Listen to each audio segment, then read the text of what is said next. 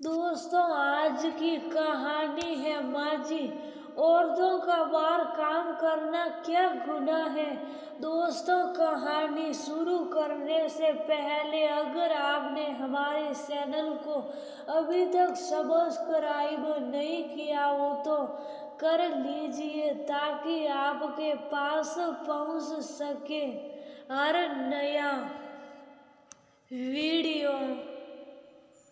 बहू, तुम ये योगा की क्लास लगा रही हो, क्या जरूरत है फिजूल खर्ची की। और फिर अभी तुम्हारे बच्चे छोटे हैं, उन्हें कैसे जाओगी छोड़कर। आशी की सास डांटती हुई बोली। आशी बोली, माँ जी इसमें फिजूल खर्ची क्या। हमारे शरीर के लिए योगा सेहतमंद होता है। घर पर नियमित हो नहीं पाता और बच्चे उस समय स्कूल चले जाएंगे। माँ जी बोली, ये सब आजकल के फालतू सोचले हैं। हमें तो पति और बच्चों के काम से ही फुर्सत नहीं मिलती है थी। औरतों की जिंदगी की अहमियत दूसरों के लिए जीने में ही होती है। हमने तो यही सुना है और किया भी है। हमेशा अपनों की खुशी के बारे में ही सोचा। कभी सोच भी लिया तो स्वार्थी ही समझा जाता था। आजकल तो बस अपने बारे में ही पहले सोचती है। आशी बोली, लेकिन माँ जी अपने बारे में सोचना गुनाह तो नहीं है। आखिर हमारी अपनी भी तो कोई अहमियत है।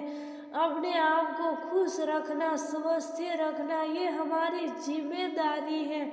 यदि हम खुद को ही खुश या स्वस्थ नहीं रखेंगे तो घर और सदस्यों को कैसे खुश रखेंगे। हम यही सोचकर अपने को नजरअंदाज करके बस परिवार के लिए जीते हैं। फिर वही थकान या घुटन हमें चिड़चिड़ा बना देती है जो हम फिर परिवार पर उतारते हैं। अभी कुछ दिनों से मेरे साथ भी ऐसा हो रहा था तो मेरी सहेली ने सलाह दी, इसलिए मैंने क्लास लगाई है।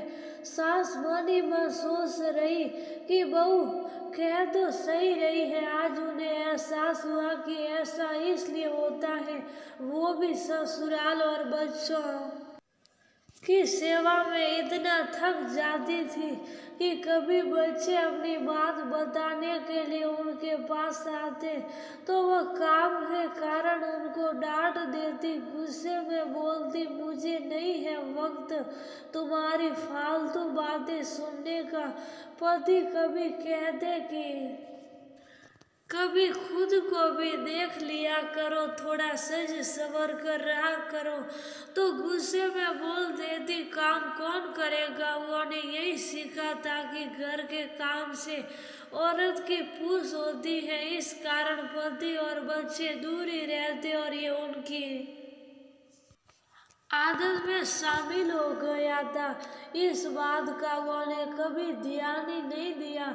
समय के साथ जिम्मेदारी थोड़ी कम हुई पर रिश्तों में नजदीकी नहीं आ पाई। काश उस समय किसी ने समझाया होता कि अपनी अहमियत समझना भी जरूरी है। क्या हुआ माँ जी, मैं जल्दी आ जाया करूंगी। आशी बोल दी, नहीं बहू तू सही कह रही है। अपने को खुश रखना सबसे पहले जरूरी है।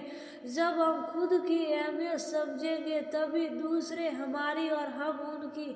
तू कल से चली जाना। आशी अब पहले से खुश थी, एक नई स्फूर्ति आ गई थी उसमें। माँ जी भी अब अपनी अहमियत समझ गई थी। वह भी कीर्ति और भजन मंडली में शामिल हो गई। कल तक जिसे फालतू औरतों के काम समझती थी